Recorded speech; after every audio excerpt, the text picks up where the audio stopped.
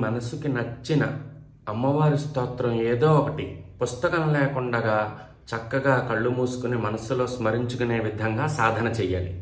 సాధన చేసి దాంతో ఏం చెయ్యాలి? ఎత్ర ఎత్ర భయే ప్రాప్తే, ఎప్పుడెప్పుడు మహాభయాలు మనకు కలుగుతాయో, ఎప్పుడెప్పుడు గొప్ప ఆపదలు సంభవిస్తాయో, సతత్రైవ పఠేన్నరహ, అప్పుడు ఆ స్తోత్రాన్ని మనసులో స్మరించాలి. ఏ విధంగా స్మరించాలి?